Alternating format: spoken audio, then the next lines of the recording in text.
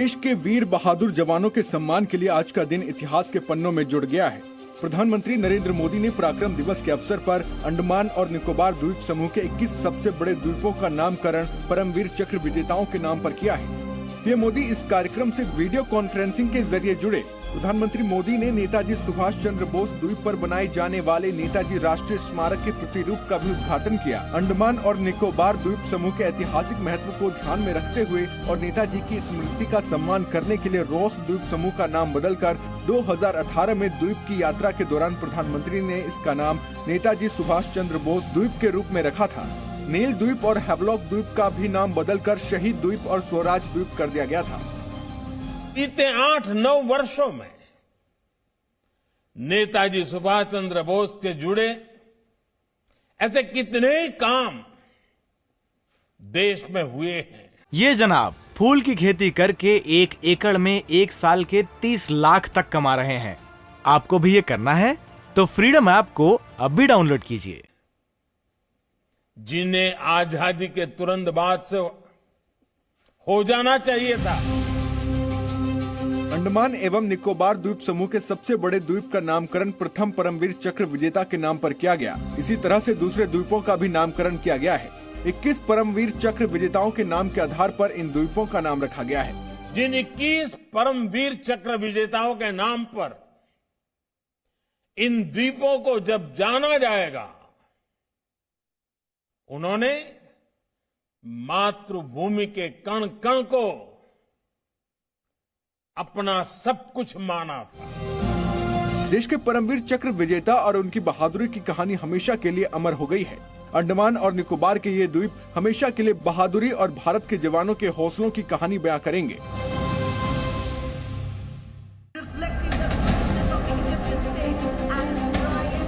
परमवीर चक्र भारत का सर्वोच्च सैन्य सम्मान, एक ऐसा सम्मान जिसका नाम सुनकर ही रगों में जोश और बलिदान की लहर दौड़ जाती है। गणतंत्र दिवस की परेड में देश के परमवीर चक्र विजेता और अशोक चक्र विजेता जवान भाग ले रहे हैं। रिहर्सल में इनके चेहरे का तेज बहादुरी का परिचय दे रहे थे। ये वो जवान हैं जो हर परिस्थिति में राष्ट्र की रक्षा के लिए डटे रहते हैं, जिनके हौसलों के आगे दुश्मन घुटने टेकने को मजबूर हो जाते हैं। ये वो जवान हैं जो खुद की जान से पहले देश की आन बान शान को आगे रखते हैं। बहादुर नायब सूबेदार बाना सिंह इस परेड में शामिल हुए। 1987 में उन्होंने अपने अदम्य साहस का परिचय देते हुए सियाचिन से पाकिस्तान को खदेड़ा था और जीत के बाद उस पोस्ट का नाम बाना पोस्ट नाम रखा गया था। कारगिल वॉर के हीरो नायब सूबेदार योगेंद्र सिंह यादव की बहादुरी हर किसी को आज भी चौंकाती है। वीरता ऐसी कि 19 साल की उम्र में परमवीर चक्र हासिल किया था। कारगिल युद्ध के दौरान टाइगर हिल पर कब्जा जमाने के लिए दुश्मन के 3 बंकरों को तबाह करने का जिम्मा इन्हें सौंपा गया था। सीने में 15 गोलियां लगने के बाद भी उन्होंने जिम्मेदारी निभाई और टाइगर हिल पर तिरंगा लहराया।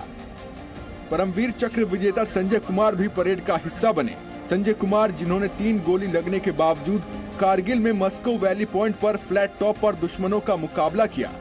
राइफल में गोलियां खत्म हो गई थी, लेकिन फिर भी 3 दुश्मन सैनिकों को मार गिराया था।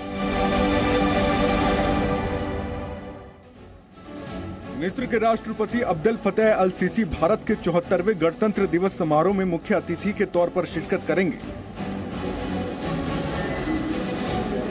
खास बात यह है कि पहली बार मिस्र का कोई राष्ट्रपति भारत के गणतंत्र दिवस पर मुख्य अतिथि होगा। गणतंत्र दिवस के मौके पर शामिल मुख्य अतिथि का विशेष सम्मान के साथ सत्कार किया जाता है और उन्हें भारत के राष्ट्रपति के सामने गार्ड ऑफ ऑनर दिया जाता है। अल सीसी के साथ 180 डेलीगेट्स भी गणतंत्र दिवस समारोह में आ रहे हैं।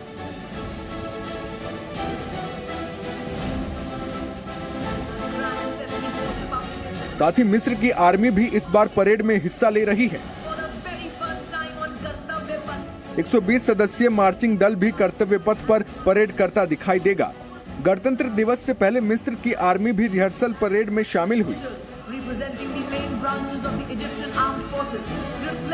greatness of the Egyptian state and its pride in its ancient history. The Egyptian armed forces considered it as the honor and privilege. 25 जनवरी को मिस्र के राष्ट्रपति प्रधानमंत्री नरेंद्र मोदी के साथ द्विपक्षीय बातचीत करेंगे। फिर राष्ट्रपति द्रौपदी मुर्मू की ओर से आयोजित भोज में शामिल होंगे। 26 जनवरी को अल-सीसी गणतंत्र दिवस परेड में बतौर मुख्य अतिथि के रूप में शिरकत करेंगे।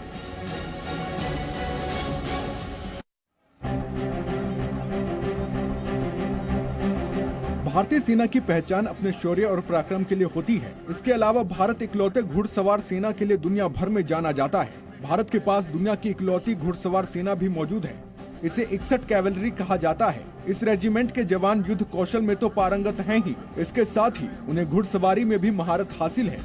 राष्ट्रपति गणतंत्र दिवस के मौके पर जब राजपथ पर आते हैं तो यही रेजिमेंट उनकी अगुवाई करती है। इस रेजिमेंट को 1 अगस्त 1953 को 6 राज्य बलों की घुड़सवार इकाइयों को मिलाकर स्थापित किया गया था। इस रेजिमेंट में शामिल होने वाले जवान ही नहीं, घोड़ों को भी खास ट्रेनिंग के बाद शामिल किया जाता है। ट्रेनिंग की शुरुआत घोड़ों के साथ जवानों की जान पहचान से होती है। इस रेजिमेंट का आदर्श वाक्य अश्व शक्ति यथो बल है। ये रेजिमेंट कई बार अपने साहस का पराक्रम दिखा चुकी है। अब तक रेजिमेंट के जवानों ने 12 अर्जुन पुरस्कार और 1 पद्मश्री पुरस्कार जीता है। Nari Shakti in the form of presence of Agniveers and key indigenized design and built inductions under Atmanirbhar Bharat. The tableau commanders are Lieutenant Commander Indrajit. इस बार गणतंत्र दिवस की परेड में नेवी की झांकी में महिला शक्ति की झलक दिखेगी, जिसकी एक झांकी रिहर्सल के दौरान देखने को मिली। परेड में नेवी मार्चिंग दस्ते का नेतृत्व भी महिला अधिकारी कर रही हैं। Now paving their way on कर्तव्य पथ, commitment to achieve their most. इस दस्ते में कुल 144 नौसैनिक होंगे। सर्वश्रेष्ठ मार्चिंग दस्ते का खिताब हासिल करने के लिए ये दोनों भी मैदान में होंगी। पिछले गणतंत्र दिवस पर नेवी के दस्ते को सर्वश्रेष्ठ मार्चिंग दस्ते का खिताब मिला था। नेवी के दस्ते को लेफ्टिनेंट कमांडर दिशा अमृत लीड करेंगे। इस बार नौसेना की झांकी का फोकस और नारी शक्ति के ऊपर है। नौसेना की झांकी के आगे के हिस्से में डोर्नियर विमान में एक महिला अधिकारी को दिखाया गया है, जो पिछले साल की नौसेना की निगरानी विमान डोर्नियर के फ्लाइंग के सभी महिला चालकों को दर्शाती हैं। इस बार नौसेना की झांकी के दौरान नए नौसेना ध्वज के अनावरण और नए नौसेना गीत हम है तैयार की धुन भी सुनने को मिलेगी। इस बार की परेड में ध्रुव हेलीकॉप्टर के साथ नए स्वदेशी नीलगिरी वर्ग के युद्धपोत के एक मॉडल में नेवी के मार्कोस कमांडो भी नजर आएंगे। बीच में स्वदेशी कलवारी श्रेणी के पनडुब्बियों के कटआउट मॉडल दर्शाए गए हैं।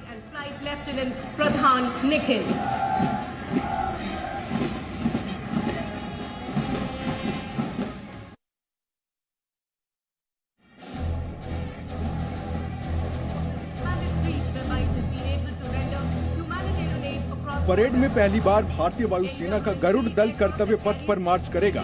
Squadron leader PS Jaitawat Garuda दल का नेतृत्व करेंगे और स्क्वाड्रन लीडर सिंधु रेड्डी इस दल की कमांडर होंगी। रिहर्सल में स्क्वाड्रन लीडर सिंधु रेड्डी दल का नेतृत्व करती नजर आए। गणतंत्र दिवस समारोह में भारतीय नौसेना के जासूसी विमान IL-38 को भी शामिल किया गया है, जिसे पहली और आखिरी बार कर्तव्य पथ पर उड़ान भरने का मौका दिया गया है। भारत इस अवसर पर विशेष बलों और भारत निर्मित मिसाइल शक्ति का प्रदर्शन करने के लिए पूरी तरह से तैयार है। इस बार गणतंत्र दिवस पर फ्लाई पास्ट में भारतीय वायुसेना के 45 विमान शामिल होंगे। इसके साथ ही भारतीय नौसेना से 1 और भारतीय सेना से 4 हेलीकॉप्टर भी शामिल किए जाएंगे। इसके अलावा MiG-29, राफेल, जैगुआर, Su-30 विमानों द्वारा एरो, एब्रेस और अन्य जैसे कुल 13 फॉर्मेशन होंगे।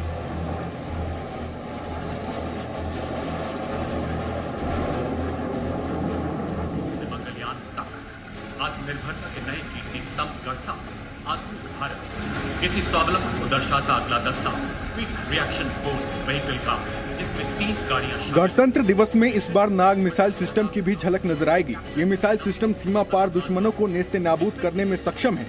देश में पाए जाने वाले कोबरा सांप के नाम पर इस मिसाइल का नाम है। सिर्फ नाम ही नहीं, इसका वार भी कोबरा जैसा है। शामिल है जिसमें क्रूलेस टर्रेट है, जो कि 6 नाग एंटी टैंक गाइडेड मिसाइलों को फायर करने में सक्षम है। नाग मिसाइल एक स्वदेशी fire and forget anti tank guided missile है। नाग मिसाइल का एक बार दुश्मन के खेमे में खलबली मचाने को काफी है। Integrated guided missile development programme के तहत तीसरी पीढ़ी की इस मिसाइल को तैयार किया गया है। ये 5 तरह के वेरिएंट्स में आती है और हर मौसम में तैनात की जा सकती है।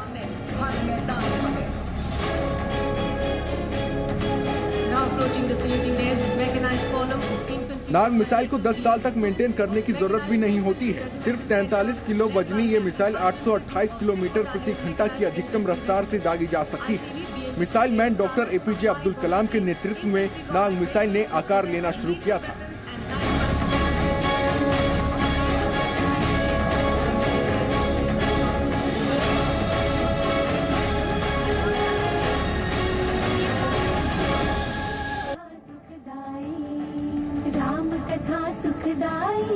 गणतंत्र दिवस की दिल्ली परेड में इस बार उत्तर प्रदेश की झांकी भी अयोध्या के दीपोत्सव पर आधारित होगी। इस बार अयोध्या दीपोत्सव उत्तर प्रदेश की झांकी का विषय होगा।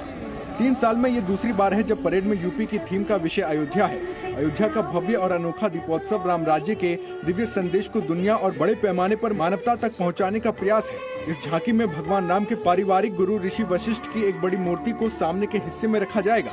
एक दीपक की बड़ी आकृति भी होगी। भगवान राम के वापस लौटने पर अयोध्या वासियों में खुशी का माहौल भी झांकी में दिखेगा। यूपी की झांकी में अयोध्या का नजारा दीपोत्सव पर केंद्रित करने की भी कोशिश होगी।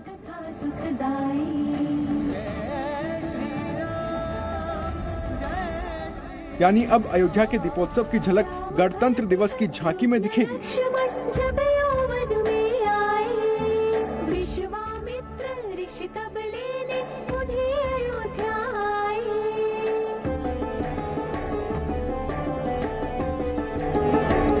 इसके अलावा कई अन्य राज्यों की भी झांकी कर्तव्य पथ पर देखने को मिलेगी। Now is the Indian Air Force tableau displaying the theme Indian Air Force Far Beyond Boundaries. A rotating globe highlights the Indian Air Force's expanded reach, whereby it has been able to render humanitarian aid across borders.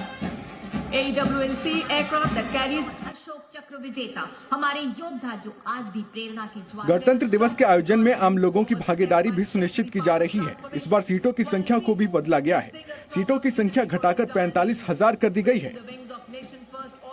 सीटों में से 32,000 सीटें इस साल आम जनता के लिए online booking के लिए उपलब्ध होंगी।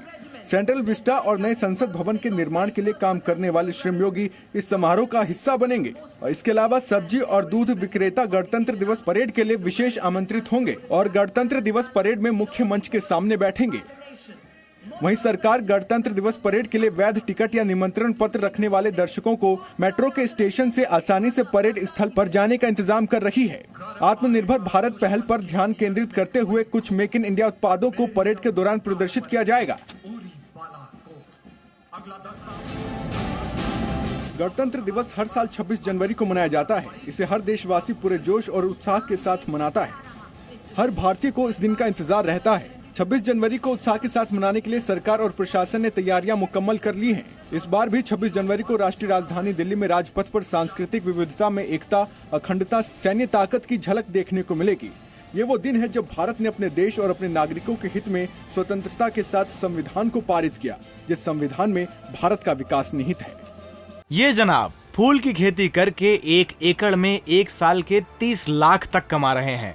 आपको भी ये करना है तो फ्रीडम ऐप को अब भी डाउनलोड कीजिए।